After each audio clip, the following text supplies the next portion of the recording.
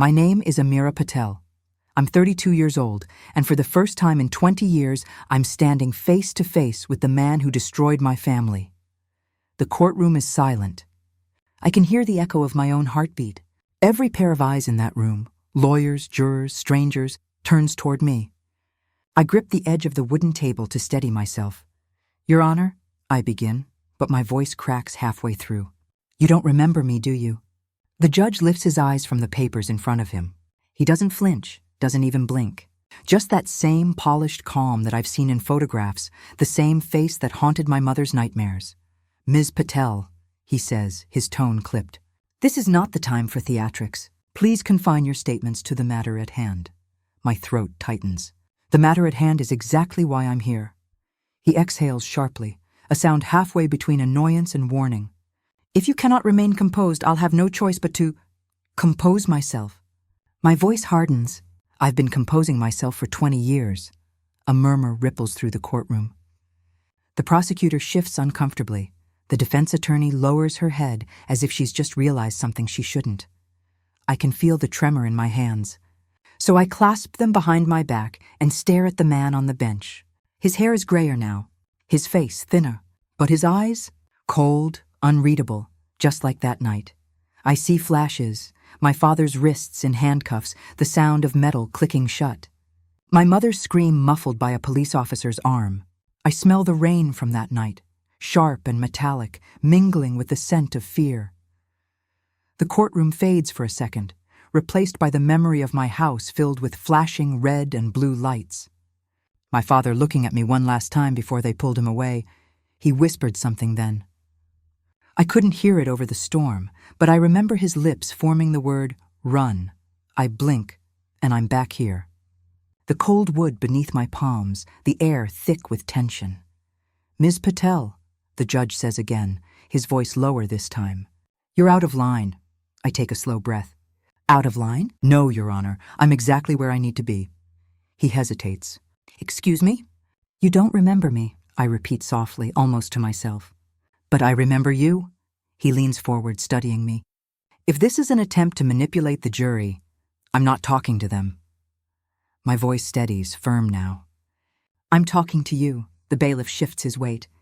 I can sense the unease growing around me, whispers crawling across the benches. I know the rules, I continue. I know I shouldn't speak out of turn, but I also know what you did, or maybe what you let happen. You sat in that chair and watched as an innocent man, my father, was condemned. And you didn't even look him in the eye. Enough, the judge says sharply. But I keep going. You sent him to prison knowing the evidence was tampered with. You knew the witness lied. You knew, and you did nothing. The gavel slams once. The sound cuts through the air, heavy and final. Ms. Patel, this behavior will not be tolerated. I waited, I whisper, trembling now. I waited 20 years to say that to you. His face drains of color, but he keeps his posture rigid. Security, remove, don't, I say quickly. My voice breaks just enough to make the room freeze again. You need to hear this. You owe me that much. The bailiff hesitates, glancing at the judge. For the first time, he doesn't give a clear order. His hands twitch against the edge of the bench, as if he's remembering something too. You destroyed my family, I say quietly. You don't even remember us. That's what power does, doesn't it? You sign a paper, you bang a gavel, and someone's life disappears. But it doesn't disappear for us. The courtroom stays unnaturally still. I see the court reporter's fingers frozen above the keyboard. The jurors exchange uncertain glances. I take a step forward. Do you remember the Patel case of 2005? He doesn't answer. Of course you don't, I say. You've sentenced hundreds since then. But I remember every word you said that day. I remember how you looked at my father as if he were dirt beneath your shoes. He opens his mouth, but I cut in. You said justice must be blind. You said the law doesn't care about tears. You said that day was just another case. I take another step forward, my voice rising. But for us, it was the day everything ended. I see my mother in my mind again, clutching the edge of the table at home, whispering, "We'll appeal." He's innocent. They'll see it, but no one saw it. No one cared. Miss Patel, the judge says, struggling to regain control. This outburst, don't call it that. I swallow hard. This isn't an outburst. This is truth, finally spoken. He looks around, as if searching for help from the others in the room. No one moves. You're here today because your ruling is being reviewed, I say slowly. They think there might have been misconduct. But they don't know what I know. The color drains from his face. What are you implying? That you weren't just negligent, I say. You were bought. A gasp sweeps through the gallery. Someone mutters, "Oh my God." His hand clenches on the gavel, but he doesn't strike it again. He just stares at me, eyes wide, breath shallow. You took a bribe, didn't you? I ask, to make sure my father was convicted. That's a serious accusation, he says, but his voice is thinner now. So was the one you signed against my father. He stands abruptly. This hearing is adjourned. No, I say, my voice low but cutting through the air. Not until I finish. He freezes. I can feel tears welling in my eyes, but I don't let them fall. I was 12 when you sentenced him. 12. I stood behind my mother, and you didn't even look at us. You just kept reading from that file as if we were already gone. He doesn't respond. The room holds its breath. I grew up hating that sound, I whisper. That gavel hitting wood. It was the sound of my life breaking. I step back, my chest heaving. But I'm not that child anymore. His gaze flickers, uncertain now. What do you want from me? I meet his eyes, steady and cold. The truth. He hesitates, then says quietly, You think I remember every case? I don't. Then let me remind you. The silence stretches. I hear the faint creak of the wooden benches, someone exhaling too loudly in the back. The judge sits down slowly, staring at me like he's seeing a ghost. I waited 20 years to stand in front of you again, I say, my voice trembling but clear. He swallows. For what purpose? A tear finally escapes down my cheek. I let it fall. To give you what you gave us. His brow furrows. And what's that? I hold his gaze. Judgment. The room seems to darken, the air thick with the weight of everything unsaid. I take one last breath. But I wasn't here as a victim anymore. I pause, letting every eye fix on me. I was here as your reckoning. Before that day in court, I was just another overworked public defender. My office was small enough that if I stretched out my arms, I could almost touch both walls. Papers stacked everywhere, half-drunk coffee cups, sticky notes layered over sticky notes. It smelled faintly of old printer ink and exhaustion. I used to joke that I lived there more than in my apartment. My intern, Jordan, would laugh and say, You probably do, boss. Don't call me boss, I'd say. Makes me sound like I know what I'm doing. He'd grin, that wide, hopelessly optimistic smile. You kinda do, though. You're like the Robin Hood of the courthouse. If only he knew how wrong that was. Back then, I believed in things, in fairness, in redemption, in the idea that if you worked hard enough, the truth would surface on its own. I defended the clients no one else wanted, the ones people crossed the street to avoid, the ones who couldn't pay. Every morning, I'd walk through those courthouse doors, nod to the tired security guard, and think, today, I'll make a difference. Some days I did. Most days I didn't. Still, I couldn't stop trying. There was one client, Mrs. Howard, 83 years old, accused of shoplifting canned soup. She swore she didn't mean to. I just forgot to scan it, sweetheart, she'd told me, eyes watery behind thick glasses. I had my grandson on the phone and my knees were hurting. I believed her. I fought for her like she was my own grandmother. When the judge dismissed the case with a warning, Mrs. Howard squeezed my hand so tightly that I felt her bones pressing into mine. God bless you, Amira, she whispered. Don't let this place break you. I smiled then. But her words stayed with me longer than I wanted to admit. Sometimes, after late nights at the office, I'd stop by the tea shop near my apartment. The owner, Mr. Rao, was 70, maybe older, with hands that shook when he poured. I'd bring him his favorite green tea from across the street. Ah, my lawyer lady, he'd say, grinning as I handed him the cup. You work too hard. Comes with the job, I'd tell him. He'd shake his head. No, comes with your heart. You feel too much. Maybe that was true. There's this weight that comes with defending people everyone else has already given up on. You start to see faces in your dreams. Their stories cling to you. The single mother caught in a lie, the teenager with too many strikes, the addict who just wanted a second chance. And beneath it all, There was my father's name, Patel, a name I avoided mentioning in certain rooms. A shadow that followed me into every case, even though I pretended it didn't. I never told my colleagues what happened when I was 12. My father's conviction was a ghost in our house, one we never dared to name. Whenever my mother spoke of him, her voice would go soft and distant, as if she were talking to herself. He was a good man, she'd say. He just trusted the wrong people. Once, when I was 16, I asked her what really happened. She looked at me like I'd torn open an old wound. "Don't dig, Amira," she said. "Some things are better left buried." But they weren't. I could feel the truth underneath every silence, pressing against me. Every time I defended someone who claimed they were innocent, I saw his face. Every argument I made in court felt like I was arguing for him. That guilt, that need to make it right, it was the engine that drove me. One night, after a long day of hearings, I sat at my desk and stared at the file of a new client. The name on the folder was ordinary, almost boring, but my stomach twisted when I read the details.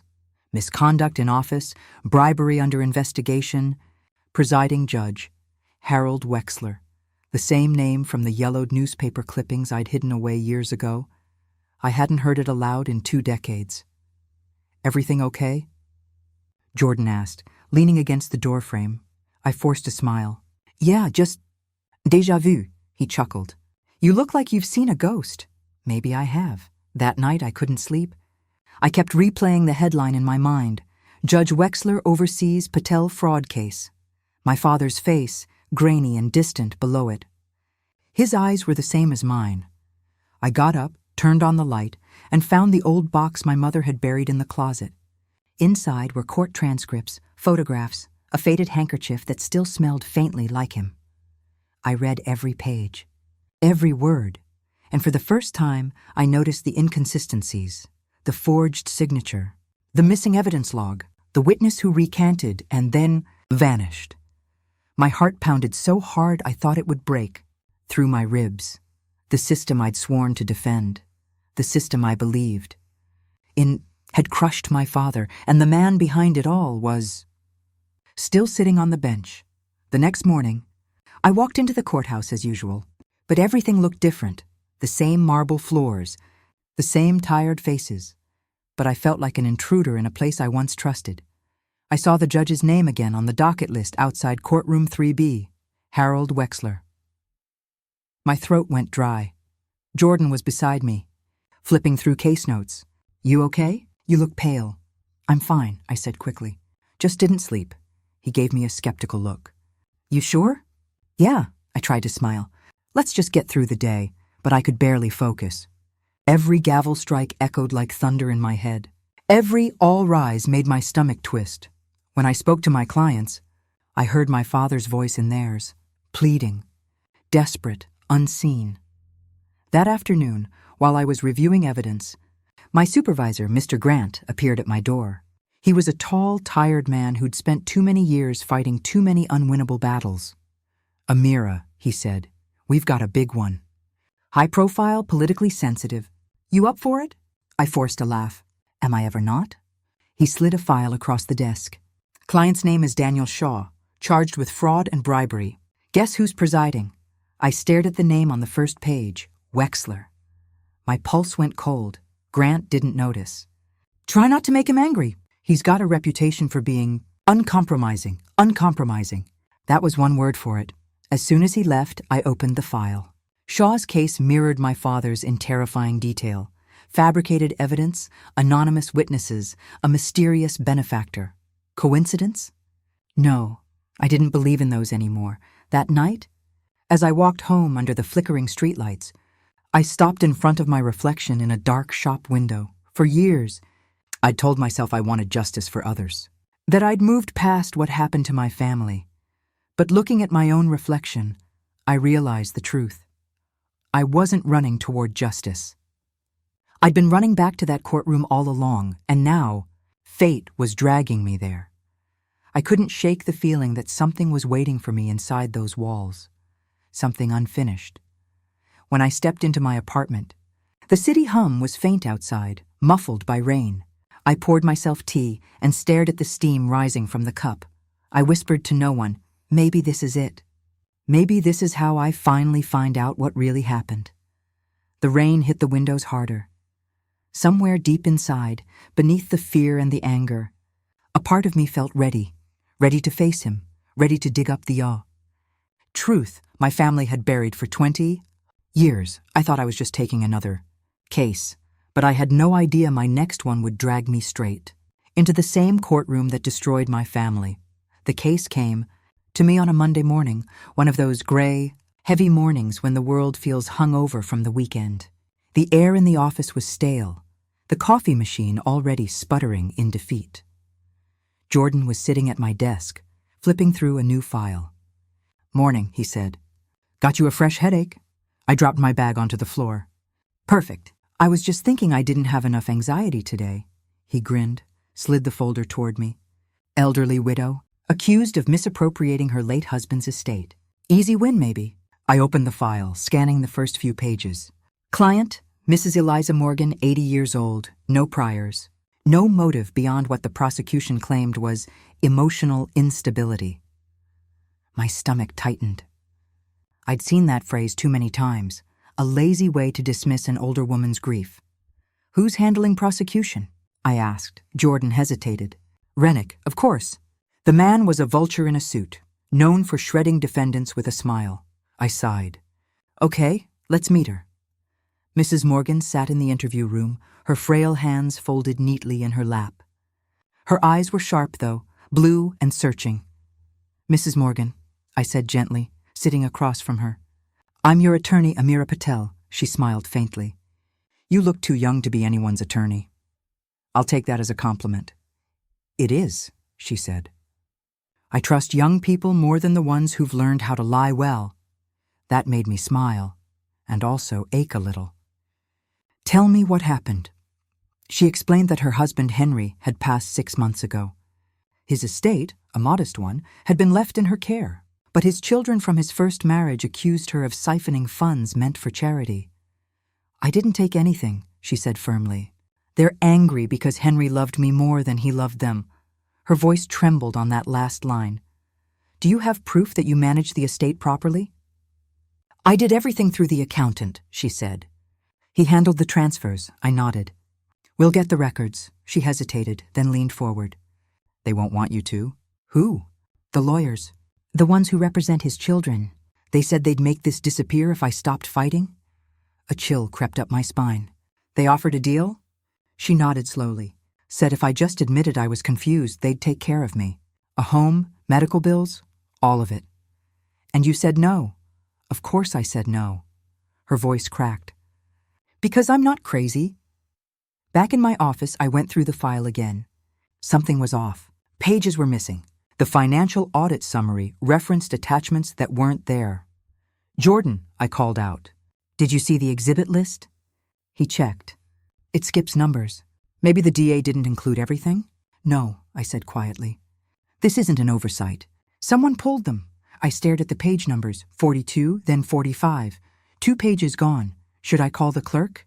Jordan asked. "Not yet," I said. "Let's see who benefits from what's missing." Later that afternoon, I went to see my supervisor, Mr. Grant. He was sipping burnt coffee, staring at his computer like it was personally responsible for the world's suffering. "Got a minute?" I asked. "For you always. Unless it's about money or miracles." "It's about a file," he sighed. "That's worse." I dropped Mrs. Morgan's folder on his desk. "Half the evidence is missing. I want to request the originals." He glanced at it briefly, then leaned back. "Don't dig too deep, Amira." The words froze me. "What do you mean?" "Exactly what I said. I don't understand." "Look," he rubbed his temples. "This one's sensitive. High connections. The Morgans are old money. They've got friends everywhere. If you start sniffing around, you'll piss off the wrong people." I blinked. "Since when do we care who gets pissed off?" "Since forever," he said quietly. "You think this job is about justice?" "It's about survival." His tone softened. "You're good, Patel. Too good. But you need to learn when to walk away." I left his office without answering. My skin prickled, like I'd stepped into a room full of ghosts. In the hallway, I overheard 2 clerks whispering. I didn't mean to listen, But the words hit like a slap. "Another case under Wexler's circle," one said. "Shh," the other replied quickly. "You don't talk about that here." Wexler's circle. The name rang in my head like a warning bell. I turned the corner, pretending I hadn't heard, but my heart was racing. That evening, I sat across from Mrs. Morgan again. She looked tired, her hands trembling slightly as she held a tissue. "I just want to go home," she whispered. "We'll get you there," I said. She gave me a sad smile. "You sound like you believe it." "I do," she studied me. "You remind me of someone I used to know. A girl who believed the truth could save people." I didn't answer. Outside, thunder rolled, low, distant, heavy. The next few days blurred together. Hearings, paperwork, sleepless nights. But something about the case gnawed at me. The prosecution was too confident, too rehearsed. Every argument they made fit perfectly, like a script they'd practiced for weeks. During the pretrial conference, I faced off with Rennick. "Long time no see," he said, smirking. "Wish it were longer," he chuckled. "Still idealistic, Patel? Still fighting windmills? Still cutting corners?" I shot back. His smile didn't falter. "Don't take this one personally. Some clients aren't meant to win." "What's that supposed to mean?" He leaned closer, voice dropping. "Some stories are already written. You'll understand someday." I felt my stomach twist. "You think you can scare me?" He just shrugged. "Not my job. Just doing what I'm told." That night, I sat alone in my office long after everyone left. The fluorescent light flickered above me, humming like a mosquito. I went through every document again, hunting for patterns, anything I'd missed. Then I saw it. At the bottom of the financial ledger, in faint type, "Audit conducted by Darrow and Gelman, LLP." My blood ran cold, that name. I hadn't seen it in years. It was the same firm that represented the prosecution in my father's trial. The same firm that buried evidence, twisted witnesses, and painted him as a criminal. For a moment, the room tilted. My hands trembled as I traced the letters with my finger. It couldn't be coincidence. The same law firm, the same judge, the same pattern. My breath came shallow. I whispered to myself, "What the hell is happening here?" The clock read 1:47 a.m. when Jordan texted me. "You still at the office?" "Yeah, can't sleep. You okay?" I hesitated before replying. "I think this case is connected to something bigger." He sent a confused emoji. "Like what?" "Like my father's case." There was a long pause before he replied. "Amira, that was 20 years ago, I know. But the same firm's name is in this file." Another pause. "Coincidence?" "No such thing. Not anymore." He didn't respond after that. Maybe he didn't know what to say. Maybe he thought I was losing it. But deep down, I knew I wasn't imagining this. This wasn't paranoia. It was the first crack in the wall, and whatever was behind it, I was going to find out. I closed the file and leaned back in my chair, staring at the ceiling. The hum of the lights grew louder, almost suffocating. I whispered into the silence. "They think they can bury the past. But not this time." Because I'd seen the name, and once you've seen the name that destroyed your family, you can't unsee it. When I first saw the judge's name printed on the docket, I froze, Judge Harold Wexler. For a second, I thought it was a coincidence, another man with the same last name. There had to be thousands. But then I saw the initials, HW, and just like that, 20 years of distance collapsed into nothing. The same man who destroyed my father's life was about to preside over mine. I couldn't breathe. Jordan noticed immediately. "Hey," he said, "you look like you've seen a ghost." I tried to answer, but my throat felt tight. "I have," he frowned. "What?" I forced a shaky smile. "It's nothing, just an old name." But it wasn't nothing. It was everything. The first hearing felt like a dream, or maybe a nightmare repeating itself. I walked into courtroom 3B, and there he was. Older, grayer, but unmistakable, Judge Harold Wexler, the man who'd condemned my father without blinking. The man who'd looked down at me and my mother like we were inconveniences, not people. He didn't recognize me. Or maybe he did and just didn't care. "Case of the People versus Eliza Morgan," the clerk announced. I rose. My knees wobbled, but I kept my face still. "Your Honor," I began, but my voice trembled. He glanced at me over his glasses. "Ms. Patel, is it?" Yes. Well, Ms. Patel, I suggest you compose yourself. This courtroom values precision, not emotion. The same tone, the same cold authority. Yes, Your Honor, I said quietly. Inside, I was shaking. After the session, I went straight to my supervisor's office. Grant didn't even look surprised when I told him. Yeah, he said. I figured you'd notice eventually. I stared at him. You knew? He leaned back in his chair. Wexler's been around forever. He's powerful, untouchable. You don't last this long in his orbit without knowing how he operates. Then why give me the case? Because you're good, he said simply. And because I thought maybe you'd be smart enough to walk away before it got ugly. Walk away? I repeated. You think I'd quit? Amira, he said, his voice low, almost pleading. Listen to me. If you know what's good for you, walk away from this. I stared at him. You sound like them, he sighed. No, I sound like someone who's been burned before. Then let me get burned. He gave me a long look, tired and resigned. You're your father's daughter, all right. I turned to leave. But before I reached the door, he added quietly, and that's exactly what they'll use against you. The next week was a blur of hearings, motions and quiet sabotage, evidence I'd submitted, gone. Entire exhibits missing from the record. I filed again, double-checked, triple-checked. Still nothing. When I confronted the clerk, she just shrugged. Maybe a filing error? 3 times?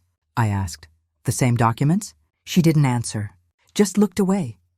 At first I thought I was losing my mind, but then it started happening in other ways. Transcripts edited, testimony omitted, deadlines mysteriously moved. Every time I raised it, the same response. Must be a mistake. No one made that many mistakes.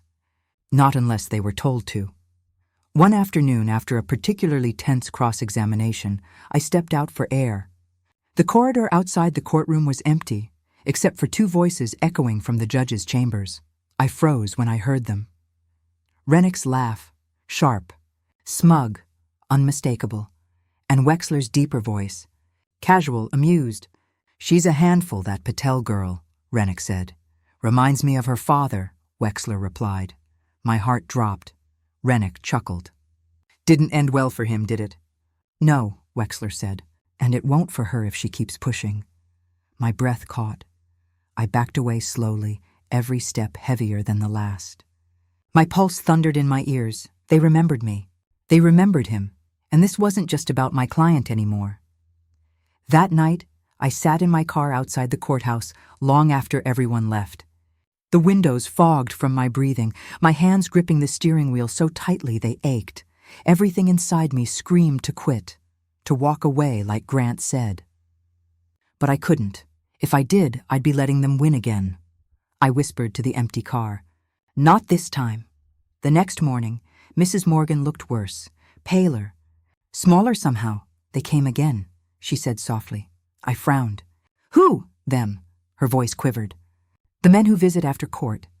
They said you should stop asking questions. I felt a chill crawl down my spine. What did they say exactly? That they'd ruin you, she whispered. If you keep defending me. I sat there speechless. They said it kindly, she added, tears welling up. Like they were giving me advice. I reached across the table, took her trembling hand. Don't listen to them. They're trying to scare us. Her eyes searched mine. They already did. By the 3rd week, it was clear I wasn't fighting just a case. I was fighting a system that had already decided the outcome. Every motion I filed was denied.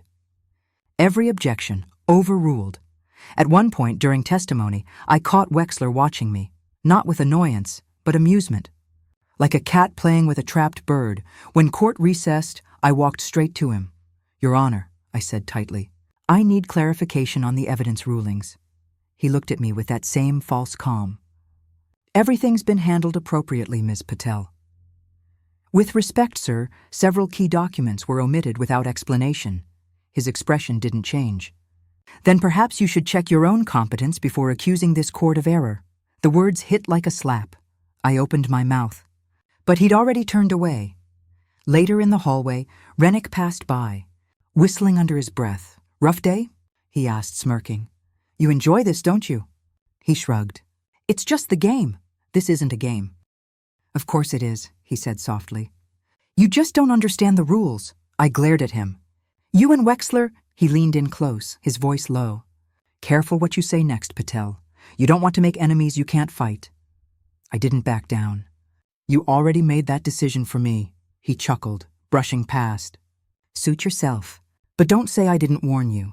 That night I couldn't sleep. My apartment felt too quiet, the silence too loud. I sat on the floor surrounded by files, my laptop glowing in the dim light. Every piece of missing evidence, every vanished record, every denial, I mapped it out like a web. And at the center of it all, two names connected by invisible threads, Wexler and Darrow and Gelman LLP, the same firm. The same judge, the same manipulation.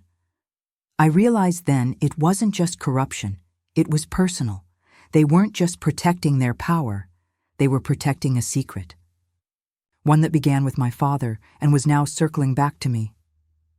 I closed the last file, my hands trembling. In that moment, something inside me shifted. The fear that had been tightening around my chest turned into something else. Something sharper, not helplessness, fury. They wanted me to walk away, but I'd already seen what happened when someone stayed silent. Not this time. This time. I was going to fight, even if it destroyed me. The nights had started to blur together, coffee cups stacked beside my laptop, case files covering every inch of my living room, the hum of the city outside my window fading into the white noise of obsession. Sleep had become a luxury I couldn't afford, not when the truth was hiding somewhere in the records they wanted buried. It started with one question looping in my mind. What really happened to my father? I'd spent years avoiding that thought, building my career in the same system that had destroyed him, telling myself I was different, that I was fixing it from the inside. But now it felt like I'd been defending ghosts, and the ghosts were laughing. The archives room smelled like dust and old grief. Rows of cardboard boxes stacked high, labeled in fading marker, closed cases, 1998-2003.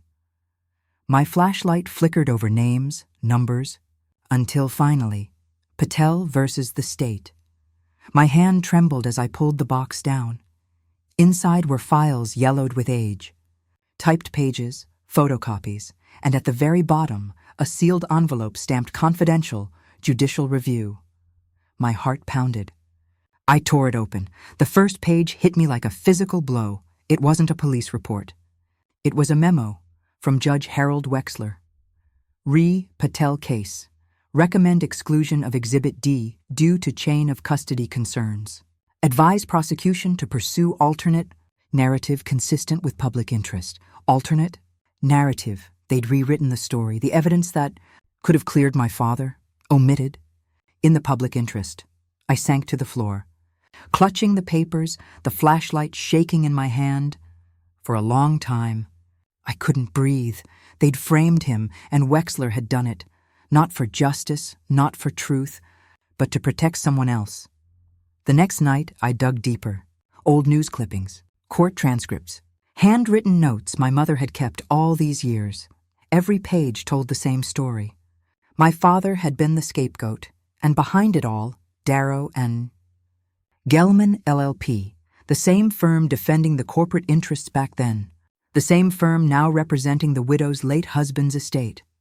I stared at the logo on the letterhead, the same cold serif font, and whispered, "It's them." Grant's warning echoed in my mind. You don't want to make enemies you can't fight, too late. At 2:43 a.m., I was still at my desk, scrolling through digitized court logs. My apartment was silent except for the faint buzz of my monitor and the occasional car passing outside. Then I found it, a sealed disciplinary report from 20 years ago. The file name read, Internal Ethics Complaint, Suppressed. I shouldn't have been able to access it, but the firewall was weak. Someone had half hidden it, assuming no one would ever come looking again. I clicked it open. There it was, an unsigned affidavit from a clerk in Wexler's courtroom. Judge Wexler knowingly admitted falsified exhibits into record to favor Darrow and Gelman clients, threatened termination for any staff who questioned the orders. My stomach turned. I scrolled down. There were scanned pages of exhibits, handwritten annotations, dates, initials. My father's name circled in red, and under it, in the judge's handwriting, contain narrative, family unstable, easy to discredit.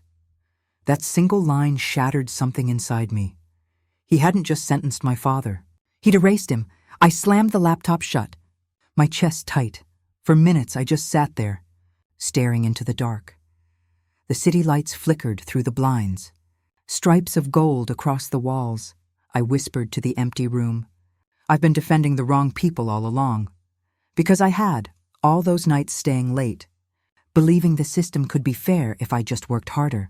All those compromises, all the files I didn't question, because I thought justice had order, logic, morality. It was a lie. Justice wasn't blind. It was bought, and I'd been one of its most loyal servants. The next morning, I went to see Jordan. He was bleary-eyed, halfway through his first coffee when I dropped the file on his desk.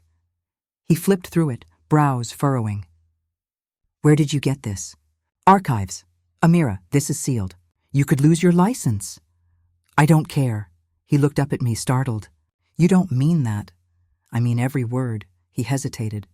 "So what are you saying? That the same judge who destroyed your father is covering for the same firm again?" I nodded slowly.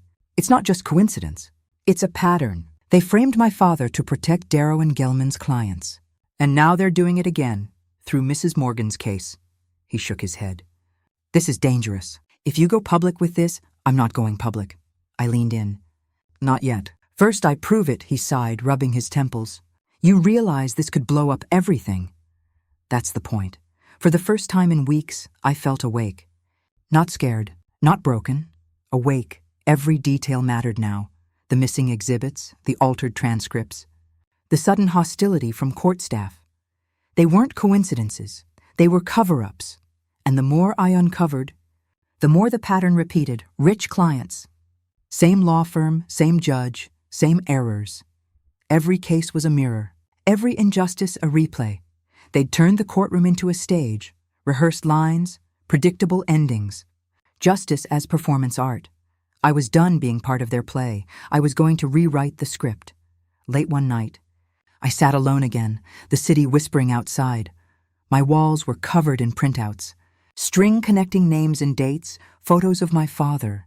Newspaper clippings yellowed with time. It looked like madness. But it was clarity. Each piece clicked into place until the truth stood there, naked and ugly. This wasn't just corruption. It was legacy. A generational cover-up built on ruined lives, including mine. My hands were shaking as I picked up the final document, the memo that started it all. Judge Harold Wexler's handwriting. Curling and sharp. Ensure narrative alignment. Public faith depends on perception. I read it once, twice. Then I whispered to myself, voice steady now, not afraid anymore. If justice was just theater, then it was time to burn down the stage. The morning I filed the motion, I knew the war had begun. Not the kind fought in open daylight with banners and headlines. No. This was the kind that lived in whispers, in signatures that vanished overnight, in hallway glances that lasted one beat too long. I had evidence now. Proof that Judge Wexler had falsified records, protected Darrow and Gelman, and twisted justice into theater. I should have been terrified. Instead, I felt steady, like my father's hand was on my shoulder again. The first motion was simple on paper.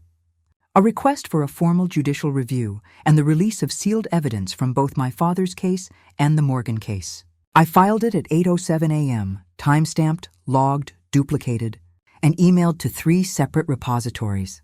They couldn't erase this one, or so I thought. By noon, I was called into my supervisor's office. Grant sat behind his desk, hands folded tight.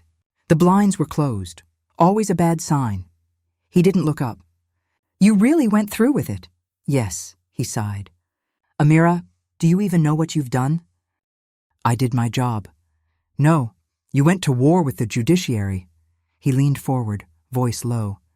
"You can't accuse a sitting judge of falsifying evidence without a bulletproof case." "I have a bulletproof case. Then why are you shaking?" I hadn't realized I was. My fingers trembled against my folder. He sighed again, softer this time. You're a good lawyer. Too good to throw your career away on ghosts. Ghosts? He hesitated. Your father's case was complicated. Maybe you're too close to this to see it clearly, I snapped. Don't you dare talk about my father like you know what he went through. Amira, no. You think I'm doing this for revenge? You're wrong. I'm doing it because he can't. For a moment, silence hung thick between us. Then Grant said quietly, They'll come for you next. He was right. The retaliation began that week. My hearing schedules doubled overnight, 9 a.m. in one courtroom, 9:30 in another. Across town. Impossible. Files I'd uploaded disappeared from the digital case management system. Emails from the clerk's office never arrived. And one morning, my motion, the one I'd filed so carefully, showed up in the system with an edited timestamp and a note, filed after deadline. Motion dismissed. I stared at the screen in disbelief. They were rewriting time now. The courthouse cafeteria had become my war room. Cheap coffee, my laptop, and a growing list of allies who still had a conscience. There was Malik, a tech clerk who risked his job to recover deleted files for me. There was Rosa, an interpreter who'd worked there 20 years and knew which judges kept skeletons in which closets. And then there was her, Evelyn Hart, the retired clerk. I found her through Rosa. She'd worked under Wexler decades ago before quietly resigning. She agreed to meet at a diner off Riverside Avenue. When I arrived, she was already there, silver hair, steady eyes, stirring her tea slowly. You look just like your father, she said before I even sat down. My throat tightened. You knew him? Everyone did, she said. He believed in the law more than the law believed in itself. I leaned in. You worked for Wexler. You saw what he did. She looked down, tracing the rim of her cup. I saw too much, and I said nothing. Why? Because I was young and scared and thought I could survive by staying quiet. I was wrong. Her eyes met mine, sharp, haunted. You're not the first to go after him, you know. I frowned. What do you mean? There was another, she whispered. A defense attorney in 2012. She found patterns too. Missing evidence, backroom meetings. She filed a complaint. What happened to her? Evelyn's hand trembled slightly. Her car went off the bridge 2 weeks later. No investigation. My heart froze. Evelyn leaned closer. If you keep going, you might be the last. That night, I couldn't sleep. Every sound in my apartment felt louder. The hum of the fridge, the occasional creak of pipes, the tick of the clock. I kept replaying her words. You might be the last. Was I next? Fear crept in, slow and familiar. The same fear I'd watched in my mother's eyes years ago when she'd said, Don't ever talk about your father's case, Amira. Just move on.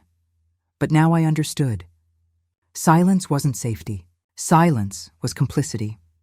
I opened my laptop and started documenting everything. Screenshots, copies, voice memos. Every lie, every edit, every missing file. If they wanted to play dirty, fine. I'd play clean, but deadly. The next morning, Judge Wexler called an emergency hearing. Ms. Patel, he said, looking down at me with that cold familiarity. Your recent filings suggest a lack of professional restraint. I stood straight. Respectfully, Your Honor, my filings suggest evidence of procedural misconduct. His expression didn't change. You're treading dangerous ground. I've walked worse. He leaned forward slightly. Careful, Miss Patel. The court has long memory. And so do I. A murmur rippled through the courtroom. He smirked. Sanctions are not off the table. I met his gaze. Neither is the truth. For a second, something flickered in his eyes. Not fear, not guilt. Just annoyance. Like I was an inconvenience, not a threat. That would change. Back in my office, Jordan was pacing. You just taunted a sitting judge on record. I didn't taunt him. I told him the truth. You told him you're not afraid of him. That's the same thing. I started packing my bag. Good. Let him know I'm not backing down. Jordan threw his hands up. You're going to get yourself disbarred. Maybe, but at least I'll still have my soul. He stopped pacing. You're serious? I looked at him. They took everything from my family. I'm done playing nice. Later that night, I went back to the courthouse. Empty halls, Security lights humming, I slipped into the records room, the same one I'd visited before, and started photographing everything related to Wexler's cases. Each click of the shutter felt like a heartbeat, and then I heard it. Footsteps. Slow. Deliberate. I turned off my flashlight. Holding my breath, the footsteps paused at the door, then continued down the hall. For a moment, I thought it was just a janitor, but when I stepped outside, there was a note taped to the door, in neat block letters, "Stop digging." No signature. No name. Just that. I stared at it for a long time before. Tearing it down, my hands were steady, because fear wasn't the same as surrender. Fear meant I was close, too close. I folded the note into my pocket, whispered under my breath the words my father used to say when I was little: "Never fear men who hide behind robes." And for the first time in my life, I truly understood what he meant. If they wanted to play dirty, I'd fight clean, but deadly, and I was just getting started. It started with the lock, a faint scrape, almost nothing, when I came home one night. The key turned too easily. I stepped inside and the air felt wrong. The curtains fluttered though the windows were shut. Papers I'd left neatly stacked on my desk were scattered like fallen feathers. Someone had been here. I dropped my bag, heart hammering. "Hello?" Silence. My hands shook as I opened drawers, rifled through files. My evidence binders gone. The one labeled Morgan case was missing completely. Whoever did it knew exactly what to take. I called Jordan. He answered on the second ring, voice low and wary. "Amira? They broke in." "What?" "My apartment, my files. They're gone. Are you safe?" "I think so." But I stopped, staring at the floor. A single sheet of paper had been left there, perfectly centered. It was a printed court memo, my own letterhead, but the words weren't mine. "This office has accepted unauthorized payments related to the Darrow settlement," I whispered. "Oh my God, Amira? What is it?" "They're setting me up." The next morning, I stormed into the courthouse. Every pair of eyes seemed to follow me. Whispers, glances, something had spread. When I reached my office, Grant was waiting inside, face hard, arms crossed. He closed the door behind me. "Sit down." I didn't. If this is about the break-in, he cut me off. "We received an anonymous complaint this morning. Multiple, actually." My stomach turned. "About what?" He opened a folder and slid a printed email across the desk. My name was in the header. The message read, "We can guarantee testimony in exchange for financial consideration." A bribe. Fake, obviously. But the wording was clean. Too clean, I whispered. "That's not me." "I never wrote that." He stared at me, silent. "I swear to you, Grant, I never—" He raised a hand. "I want to believe you. But the emails came from your account." "Then someone hacked me." He exhaled slowly, rubbing his temples. "You're scheduled for a disciplinary review next week. The bar's already been notified." The words hit like a slap. I stammered, "You can't be serious." "I'm sorry." I took a step closer. "You know I didn't do this." His eyes softened, just for a moment, then hardened again. "We can't protect you anymore." That afternoon, I visited Mrs. Morgan, the elderly widow whose testimony had exposed Wexler's forged rulings. She'd always opened the door for me with a smile. Not this time. When the door creaked open, her face was pale, trembling. "Mrs. Morgan," I said softly. "It's me. I can't talk to you anymore." "What?" She tried to close the door, but I blocked it gently with my hand. "Did someone come here?" Her eyes darted behind me, down the hall. "Please, Amira, go home." "They threatened you, didn't they?" Her lips quivered. "You don't understand. They said if I don't retract everything, I'll lose the house." My voice broke. "You told the truth." Her whisper came like a confession. "Truth doesn't feed you, dear." Then she shut the door.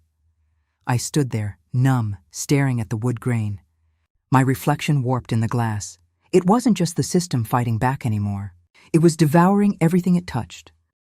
By nightfall, the story hit the press. Attorney under investigation for witness bribery. They used my photo. Cropped, harshly lit, pulled from a conference page, years old. My eyes looked cold. Guilty. Darrow and Gelman must have leaked it. Along with evidence, Jordan called, his voice frantic. They posted screenshots of your emails online, I know. They're edited. It doesn't matter. People already believe them. My phone buzzed. Dozens of notifications, messages, threats, pity texts from coworkers I hadn't spoken to in years. I threw the phone across the room. It shattered against the wall. My apartment suddenly felt smaller. The walls pulsed with silence. I sat on the floor, knees to my chest. For the first time since this started, I cried. Not the kind of cry that releases you, the kind that burns. The kind that makes you wonder if maybe they were right. Maybe I was crazy to fight. But then, a knock. 3 slow taps. I froze. Another knock. I stood. Wiping my face, grabbed the nearest heavy object, a lamp, and opened the door. Evelyn stood there, wrapped in a long gray coat, eyes tired but burning with purpose. May I come in? I nodded, stepping aside. She carried a weathered cardboard box, edges taped and retaped a dozen times. What is that? I asked. She set it on my table. Your father's name is on it. My throat closed. Where did you get this? It was archived. Hidden, technically. I had to pull favors to find it. I reached for the lid with trembling hands. Dust rose in a thin cloud. Inside were court transcripts, deposit slips, handwritten notes, and a bundle of signed authorizations linking Wexler's personal trust to an offshore account. My father's name appeared in the transcripts again and again. Each time, objections were struck from record by Wexler himself. Evelyn said quietly, "He buried the truth deep," I whispered. "But he didn't bury it deep enough." She smiled faintly. "You remind me of him." I lifted one of the slips, a bank transfer signed by Wexler to Darrow and Gelman, dated 3 weeks before my father's disbarment hearing. My chest tightened. "This is it," I said. "This proves everything," Evelyn nodded. "Then you'd better be careful. Once you open that grave, you can't close it again." I looked down at the papers, years of lies, corruption, betrayal. My voice was steady when I spoke. He thought he buried the truth. I looked up at her. He didn't know I was his gravedigger. The courtroom was colder that morning. Or maybe it was just me. My files were stacked neatly, evidence numbered, cross-referenced, and double-checked. I had everything. Proof of collusion between Judge Wexler, Darrow, and Gelman, and half the city's legal elite. I thought today would be the day the truth finally broke through. But as I stood at the plaintiff's table, my client trembling beside me, I could already feel something wrong. That judge, leaned back in his chair, lips twitching with that same smug calm I remembered from my father's trial decades ago. He adjusted his glasses, looked straight at me and said, "Counselor, before we begin, I've reviewed your motion to admit new evidence." My heart lifted, just a little. He paused, smoothed a page and continued, "It's been denied. On grounds of fabrication." The words hung in the air. Fabrication. I blinked. "Excuse me, Your Honor?" He didn't even look at me. "The documents you submitted have inconsistencies in signature patterns. I've ruled them inadmissible." I took a step forward. "That's impossible. These were certified copies." He raised his hand. "Counselor." "Your Honor, with respect." He slammed the gavel. Bang. "Enough." The sound ricocheted through my skull. Every eye in the courtroom turned toward me. I swallowed the rising anger, the disbelief. "May I at least request—" "Denied," he said flatly. "Proceed with closing." My client, Mrs. Morgan, clutched her scarf, voice trembling. "What does that mean, Amira?" I tried to steady my tone. "It means—" "They don't want to hear us." The prosecutor smirked, adjusting his cufflinks like a man who'd already written the ending. I looked at the judge. He met my gaze, and for the briefest moment, his expression shifted into something colder, more personal. He wanted me to break, so I didn't. Not yet. After court adjourned, I stormed into his chambers. The clerk outside tried to stop me, but I pushed past. "Your Honor," I said, slamming the file on his desk, "you know damn well these documents are real." He didn't even flinch. "You're out of line, Counselor. I have chain of custody." I have notarized records? You saw the seals yourself. He leaned back, interlacing his fingers. You think because you make noise, it changes the truth? The truth doesn't need my noise, I said. It speaks for itself. He smiled thinly. No, Ms. Hassan, the truth is what I say it is. I froze. That's when I saw it. The faint twitch at the corner of his mouth. That gleam of satisfaction. He was enjoying this. Your father thought the same thing, he said softly. My breath caught. Don't look where that got him. For a second, everything inside me went silent. Then I turned and walked out. If I stayed one more moment, I would have shattered. In the hallway, reporters waited. Cameras flashed. One shouted, Amira! Is it true you forged evidence? Another, are you facing disbarment? I pushed through them, not answering. Every click of their cameras another nail in my coffin. Behind me, I heard my client's voice. Weak. Panicked. I can't do this anymore. I turned just in time to see her sway. Mrs. Morgan. She collapsed, body crumpling like paper. People screamed. Paramedics rushed in. I knelt beside her, grabbing her trembling hand. Her eyes fluttered open, wet with tears. They win, don't they? I shook my head. No, not yet. But even as I said it, I could feel the lie burning in my throat. They already had. That night, I sat at my desk long after midnight. The glow of my laptop screen painted the room in a dull blue. My resignation letter sat open, typed. Formatted, ready, effective immediately. I resign from my position and withdraw from all ongoing cases. I read it again and again. Maybe that was it. Maybe this was where the story ended, with me, broken, silenced. Just another footnote under men in robes and suits. My cursor blinked like a heartbeat. Then, I don't know why, I opened an old folder, Dad's trial transcript PDF. I hadn't read it in years. Scrolling through, I saw his words again. His last defense before they took everything from him? The truth always resurfaces, he'd said, even if buried under lies. I stared at the line until the letters blurred. The truth always resurfaces. My resignation letter still glowed on the other tab. I moved the cursor over Send. Then I hit Delete. The page went blank, and for the first time in weeks, I smiled. Small, broken, but real. You're right, Dad, I whispered.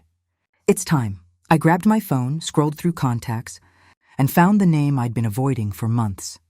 Layla Tran, investigative journalist. I hesitated for just a heartbeat. Then I pressed call.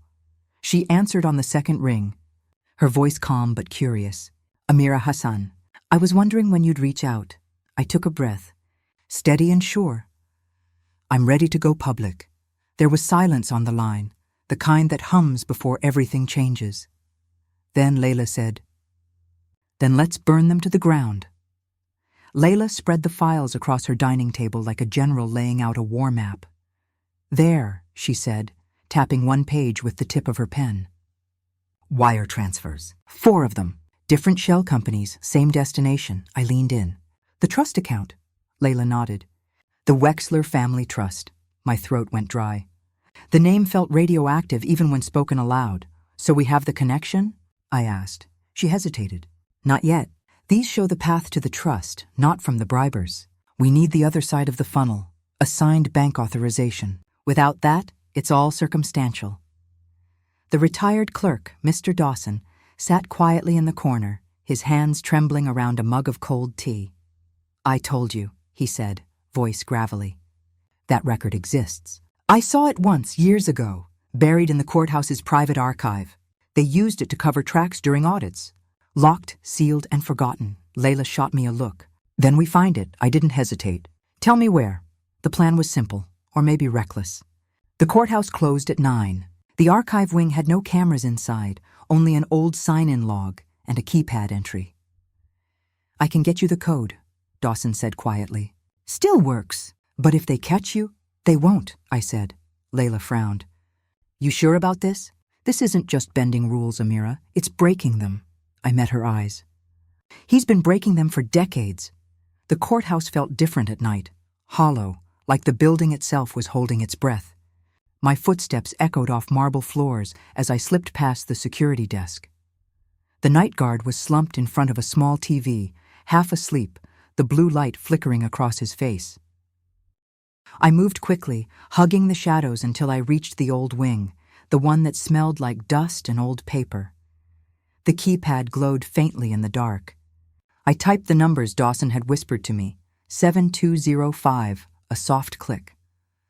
The lock released. Inside, it was silent except for the low hum of an ancient air vent. Rows of steel cabinets stretched down the corridor, endless and cold. I found the financial case records section, traced my finger down the labels until I found it. Wexler, Harold, Judicial Inquiries. My pulse hammered. I tugged the drawer open. Dust rose in a cloud. Old folders, brittle and yellowed, stuffed with memos, signatures, bank slips. I sifted through them, one by one, until I saw it. A red ribbon tied around a thin stack marked Private Audit, 2003, the same year my father's case collapsed. I pulled the ribbon loose, and there it was, a scanned bank slip. Account name, Wexler Family Trust. Deposit source, Darrow and Gelman LLP Client Fund. Amount, $250,000. Authorized signature, H. Wexler. My heart stopped. That was the missing link. The proof. I snapped a quick photo with my phone, then 2 more for backup. That's when I heard footsteps. Heavy, slow, deliberate. I froze. The light from a flashlight swept across the far wall. Hello? A voice called. Who's there? The guard. I ducked behind a cabinet, heart racing. The beam of light passed just inches from my face. The guard's shoes scuffed closer. I heard something. I held my breath. Then, somewhere near the hall, the air vent rattled, loud enough to draw his attention.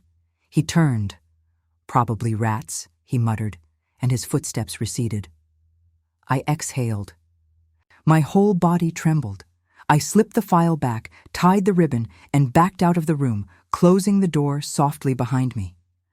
Outside, the air felt sharper, electric. I clutched my phone so tightly it hurt.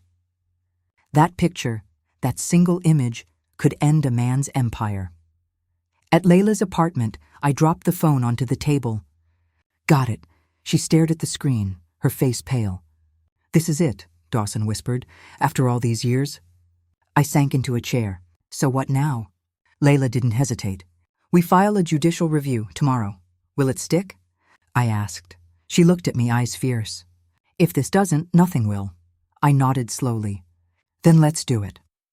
We worked through the night, Layla drafting statements, Dawson compiling the supporting documents, me writing the affidavit. At dawn, I filed the motion myself, hand-delivered to the clerk's office.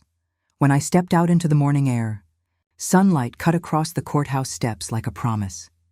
For the first time in months, I wasn't running, hiding, or breaking. I was fighting, Layla called later that afternoon. They've accepted the filing, she said, voice tight with disbelief. Review hearing is scheduled for next week, I exhaled. Who's presiding? She paused, then quietly. Wexler. Of course, I smiled, not out of humor, out of something colder, sharper. Good, I said. Then he'll have to face me himself, Layla hesitated. Amira, this is going to get dangerous. He'll retaliate. I stared out the window, the city glowing gold beneath the setting sun. I know, I said softly. But this time, I'm not the one afraid. That night, I wrote in my notebook, the same one my father had kept beside his bed when I was little. Fear is how they win. Truth is how we live. For the first time, my handwriting didn't shake. The review date was set. The judge who destroyed my family's name would finally be the one answering questions. And as I closed the notebook, I whispered to myself, if they want a war, I'll give them one, in the light. The courtroom was already full when I walked in. Every bench, every aisle, every corner, packed. The air buzzed with whispers that stopped the moment my heels clicked against the marble floor. I could feel them watching me, the journalists, the clerks, the silent faces of people who had lost faith in this place long ago. And then there was him, Judge Harold Wexler. Seated high above, robe perfectly pressed, gavel resting in his hand like a weapon. He looked up as I approached the plaintiff's table, his lips curling into that same condescending smirk I remembered from my father's trial years ago. "Are we here to argue law today?" "Miss Patel," he said, voice dripping with arrogance, "or are we here to settle personal vendettas?" For a moment the words cut deep. My hands trembled on the table, but then I looked up, met his eyes, and said quietly, "Neither, Your Honor. We're here for truth." A murmur rippled through the gallery. He leaned back in his chair, amused. "Truth?" he repeated. "That's quite a claim, coming from someone under disciplinary review herself." The prosecutor beside him chuckled. "Careful, counselor. Making baseless accusations against the judiciary could cost you your license." I ignored them both. "Baseless? Then let's test that." I turned to the clerk's table and placed 3 folders in front of me, each one labeled, dated, color-coded. The first I opened slowly, my voice steady. Exhibit A, court orders issued under your authority in 2003, 2008, and 2014. Each shows identical language, same irregular signature. Wexler waved his hand. "Coincidence? Many rulings are drafted from templates." "Except," I said, sliding another page forward, "these were rulings from different cases, across different circuits, bearing your name. And the signatures," I held up a forensic report, "were digitally cloned." The audience gasped. Cameras flashed. The prosecutor jumped up. "Objection! This is inadmissible. She's presenting stolen documents." I turned toward him. "No, counselor. These were obtained legally through a Freedom of Information request filed 6 months ago. I have the receipts." The judge's smirk faltered for the first time. I took a step closer. Exhibit B, bank transfer logs from the Wexler Family Trust. Each deposit linked to shell firms registered under Darrow and Gelman LLP, the same firm representing industrial defendants in every one of your favorable rulings. His jaw clenched. I continued, voice tightening. "The same firm that issued a $250,000 payment the week before my father's conviction." Silence. Complete suffocating silence. Wexler gripped his gavel. "This is absurd. You're dragging ancient history into a modern hearing." "History," I said softly, "is where you buried the truth." I clicked the remote, and the courtroom monitor flickered to life. On screen appeared a scanned check, the same one I'd found in the courthouse archives. The account name gleamed in black ink. Wexler Family Trust. The signature unmistakable. Gasps erupted. Reporters scribbled furiously. The judge slammed his gavel. "Order! This is a circus!" But the cracks were showing. His voice trembled now. Layla, seated behind me, whispered, "Keep going." "Don't stop." I turned back toward him. "You don't remember me, do you?" He stared, eyes narrowing. "Should I?"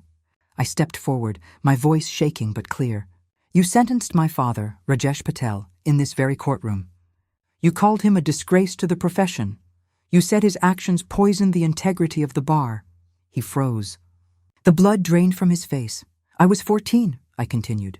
"I watched you strip his license, destroy his name, and send him to prison for a crime you allowed to happen," the audience murmured, the sound swelling like a wave. "You don't remember me," I said again. "But I remember every word you said that day." Wexler's hand shook. His gavel wobbled against the block. "You're lying," he muttered. "You can't prove—" "Exhibit C," I cut in, holding up the transcript of that sentencing. "You said, and I quote, 'The truth always resurfaces, even if buried under lies.'" His eyes widened. I stepped closer. "You were right, Your Honor. It just took 20 years. For a long, painful moment, no one moved. The air was heavy with realization. Then the back doors opened. 2 uniformed investigators stepped inside. Federal.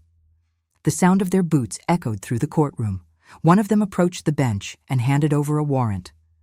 "Judge Harold Wexler," he said, voice calm but firm, "you're under investigation for judicial corruption, financial misconduct, and obstruction of justice." The judge didn't move. His fingers twitched around the gavel. When he finally looked up at me, the arrogance was gone. All that remained was fear. "You think you've won?" he rasped. I met his gaze. "No, I think justice finally has a chance." He stood, trembling. The gavel slipped from his hand, clattering against the wood. The sound rang out like the closing of a door, one that would never open for him again. The clerk rose, voice breaking. Court is adjourned, but no one left. Everyone just sat there, stunned, watching as the man who had ruled over them for decades was led away in silence. Layla touched my arm. You did it, I shook my head. Tears blurred my vision. No, we did. As the doors closed behind him, I looked up at the empty bench, the same seat where my father's fate had once been decided. This time, truth sat there instead. And in that moment, it wasn't vengeance I felt. It was release, the fear, the guilt, the years of silence, gone. Just justice, finally seen.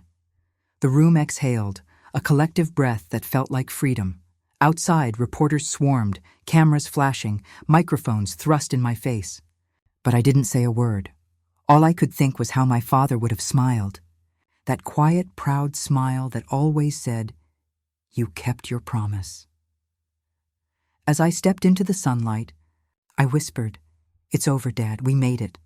But deep inside, I knew the story wasn't finished yet, because the moment his gavel fell, something else began, a reckoning far bigger than either of us. The rain had finally stopped that morning. For the first time in months, sunlight slipped through the courthouse windows, casting pale gold over the marble floors. I stood there, motionless, watching the janitor sweep away the last of the confetti-like papers that had littered the hall after the verdict. Reporters were gone, cameras gone, the chaos gone. All that remained was silence, a quiet I hadn't felt in years. The headlines had already made their way around the city. Judge Harold Wexler suspended pending investigation. Corruption probe expands to judicial circuit. For the first time, justice didn't feel like an abstract word. It felt real. My phone buzzed nonstop that week, messages from attorneys I hadn't spoken to in years. Proud of you, Amira. Historic work. Change is coming, but I didn't reply to any of them.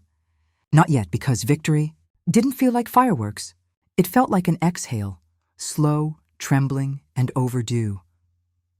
When I walked into the courthouse that morning, the guards nodded with a quiet respect they'd never shown before. Even the walls seemed to breathe differently, lighter, freer. Layla caught up with me near the elevators, carrying a small stack of case files. "You're still packing?" she asked, smiling softly. "Yeah," I said. "Just clearing out the last drawer. Figured I should leave before someone tries to name a hallway after me." She laughed. "You deserve more than a hallway." "I don't want anything," I said. "Just peace." We stepped into my office, the same room where I had once typed my resignation, my hands shaking. Now it was nearly empty. The shelves bare, the desk clean. Only one photo remained, a faded picture of my father in his old courtroom. His smile was still the same, tired but proud. Layla touched the frame. "He'd be proud, you know that?" "I think he'd be angry," I whispered. "That it took this long." She looked at me carefully. "You did what no one else could." "Maybe," I said, glancing out the window. "But the cost was worth it," she interrupted. "You proved that the system could bend." "And still stand," I smiled faintly. "You always did talk like a closing argument," she grinned. "You taught me." When she left, I stayed behind a moment longer. The hum of the city drifted through the glass. Car horns, footsteps, distant laughter. It didn't sound like noise anymore. It sounded like life returning. I placed the photo gently in my bag and turned off the light. A week later, I stood at my father's grave. The air smelled of rain and earth. The grass was damp under my shoes. I brushed the leaves off his headstone and set down a single white lily. The wind tugged at my coat, but I didn't move. "Justice took time, Dad," I said softly.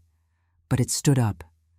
For years I'd imagined this moment, rehearsed what I'd say, how it would feel. But standing there, I didn't feel triumph, just stillness. "I thought I'd want revenge," I whispered. "But all I ever wanted was for your name to mean what it used to." I traced his name with my fingers, feeling the carved letters beneath my touch. The stone was cold, but my chest was warm. "I kept your words close," I said. You told me once, never fear men who hide behind robes. I smiled faintly. Turns out, you were right. The sky broke open with light, soft and gold, cutting through the clouds. Somewhere behind me, I heard footsteps crunch over the gravel. The retired clerk, the same one who had given me my father's box, approached slowly, holding an umbrella. You came, I said. He nodded. Wouldn't have missed it. We stood in silence for a while. Then he said, You know your father. He wasn't just a good man. He was the kind of man people still whisper about in this place. The kind they say the system broke. But maybe it didn't. I looked at him. Maybe it just paused. He chuckled softly.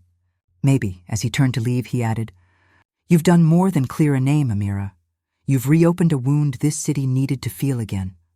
When he was gone, I whispered, Thank you. Days later, the journalist's report went live.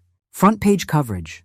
A full expose, every detail laid bare, the bank transfers, the shell firms, the bribes, the signatures. Names that had been untouchable now printed in bold. I watched the video from my apartment, sitting cross-legged on the floor. Coffee gone cold beside me. The anchor's voice was steady. Thanks to the courage of attorney Amira Patel, a decades-long web of judicial corruption has come to light. The screen cut to a photo of me leaving court, head high, sunlight catching on my face. They called me the quiet hero. I didn't feel like one, but I did feel something I hadn't felt in 20 years. Peace. Emails flooded in from people I'd never met. Law students, whistleblowers, even other judges. One message stood out. You reminded us that truth doesn't die. It just waits for someone brave enough to dig it up. I stared at the words for a long time. Maybe that's what I had become. Not a hero, but a gravedigger for buried truth.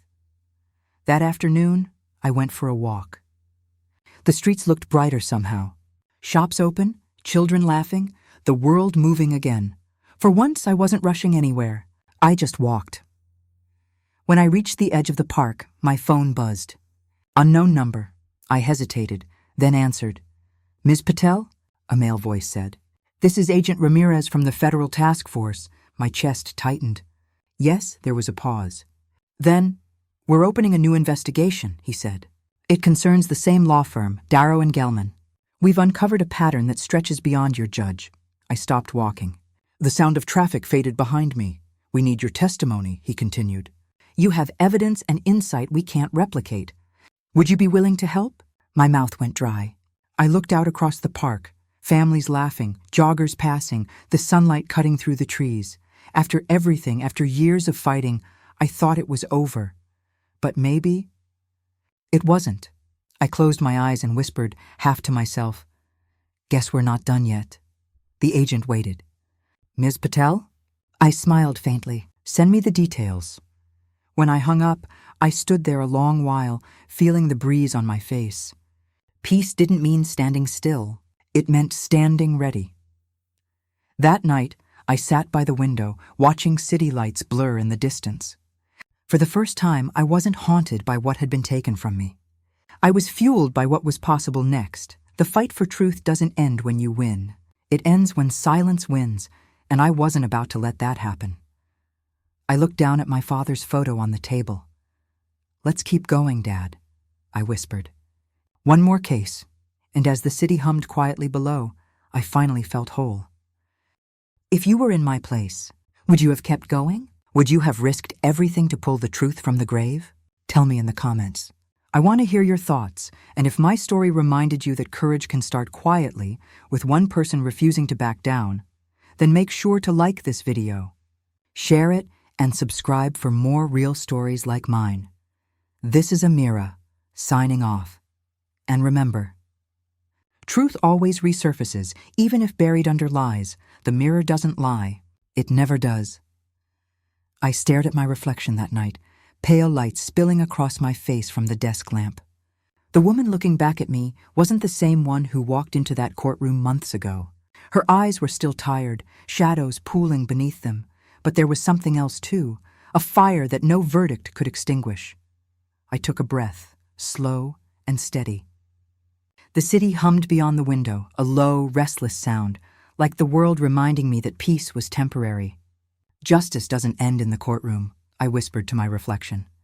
My voice cracked, but I didn't look away. It starts there. The clock ticked softly behind me. For a moment, I thought I could finally sleep, finally rest. Then, knock, knock, knock, 3 firm knocks. I froze. It was nearly midnight. My first thought was, not again. I walked to the door, every step slow, careful. My hand hovered over the lock. Who is it? A voice answered, quiet but familiar. It's Daniel, the journalist. I opened the door just enough to see him standing in the dim hallway, coat damp from rain, hair plastered to his forehead. He looked nervous, and in his hands, a thick folder stamped confidential. What are you doing here? I asked. He swallowed hard. You need to see this. I stepped aside, letting him in. He moved quickly, like he'd been followed. When he placed the folder on my table, I noticed his hands were shaking. Daniel, I said, what's going on? He looked up at me, eyes wide. It's not over, Amira. The judge, Wexler, he wasn't working alone. I stared at him. What do you mean? He opened the folder. Inside were copies of emails, bank statements, sealed memos. The same law firm's name appeared again and again, but with new initials beside it. He pointed to one of the documents. This signature, it's from another judge. The Chief of Appeals. My heart dropped. No, that can't be right. I verified it twice, he said. The money trail didn't stop at Wexler. It went higher, much higher. I sank into the chair, my mind spinning. Every instinct screamed that this couldn't be real, that maybe I'd already done enough. But then I saw it, a handwritten note at the bottom of one of the pages. It was a phrase, one I recognized instantly. The truth always resurfaces, even if buried under lies. My father's words, someone had written them, on an official memo. Mocking them, mocking him. My hands curled into fists. Daniel watched me carefully. What do we do, Amira? I looked up at him, the same young man who'd once been afraid to publish a single line without clearance. Now he stood before me, trembling but determined, holding the next battle in his hands. What do we do? I repeated quietly. Then I smiled, small, bitter, but alive. Looks like court's back in session. He exhaled, half relief, half fear. Outside, thunder rolled across the skyline, low and distant. I closed the folder, feeling the weight of it, heavier than justice, heavier than truth. The storm hadn't ended. It had just shifted directions. I turned off the lamp, leaving only the streetlight glow against the window. The reflection in the glass showed me, tired, yes, but unbroken. The world thought the story was over. But corruption doesn't die in daylight. It hides. It waits. I picked up the folder, tucking it under my arm. As I did, a single sentence escaped my lips, quiet enough to sound like a secret, sharp enough to sound like a vow. The judge froze that day. But the system hasn't thawed yet. What would you do if justice turned out to be an illusion? Would you walk away or dig deeper?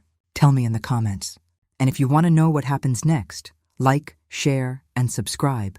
This story isn't over. Not yet.